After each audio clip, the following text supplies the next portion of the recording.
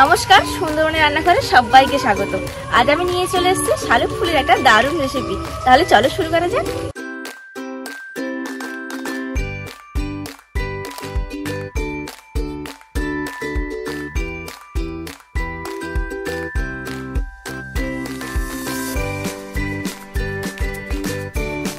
আমাদের সামনের মাঠে প্রচুর শালুক ফুল হয়েছে, তাহলে চলো প্রথমে শালুক ফুলগুলো তুলে নিই।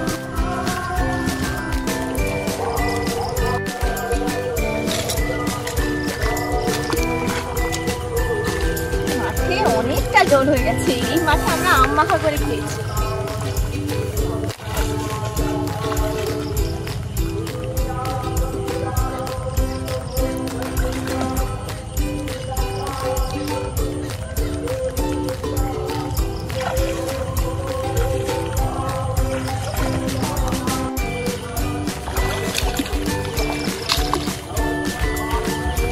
এতগুলো শালুক ফুল তুলেছি, তাহলে চলো।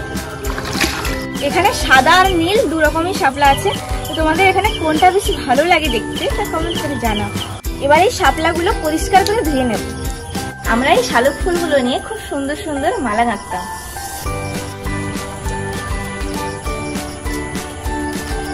এই যে মালা হয়ে গেল। শালুক ফুলের আঁশ তুলে নেব এইভাবে হাতের সাহায্যে খুব সুন্দর করে। তারপর এইভাবে ভেঙে নেব।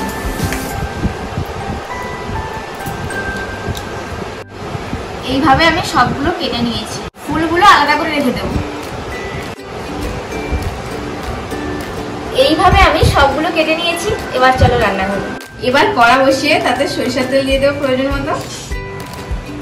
তেল গরম হয়ে গেছে, এরপর দিয়ে দেবো কালো জিরে, চেরা কাঁচা লঙ্কা, নুন হলুদ দিয়ে মাখানো চিংড়ি মাছগুলো দিয়ে দেবো।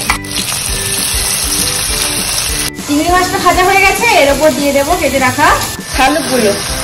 একটু মজে এলে দিয়ে দেবো লবণ, হলুদ গুঁড়ো, সামান্য লঙ্কা গুঁড়ো।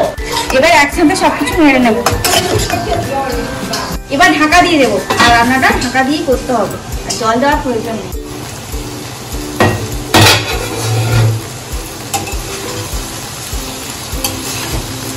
জিরে ধনে গুঁড়ো একটু দিয়ে দেবো। এই যে জলটা বেরিয়েছে, এই জলটা শুকিয়ে নেব। স্বাদ মতো চিনি। এখানে চাল গুঁড়ো দিয়ে একটা ব্যাটার বানিয়ে নিয়েছি।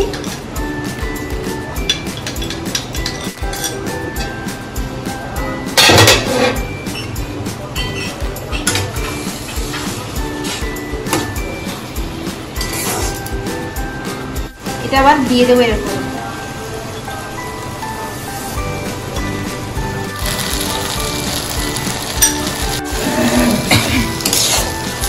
চাল গুঁড়োটা দিলে খুব সহজেই জলটা শুকিয়ে যাবে, আর এটা আমার রেডিও হয়ে গেল। এবার গ্যাসের ফ্লেম অফ করে দেবো। এটা দেখতে তো কচুলতির মতোই লাগছে, তবে তোমরা বলো এটা কারা কারা খেয়েছো রান্না করে। শালুক কারা কারা খেয়েছো কমেন্ট করে জানাও। ভালো লাগলে রেসিপি লাইক করো, শেয়ার করো, সাবস্ক্রাইব করো।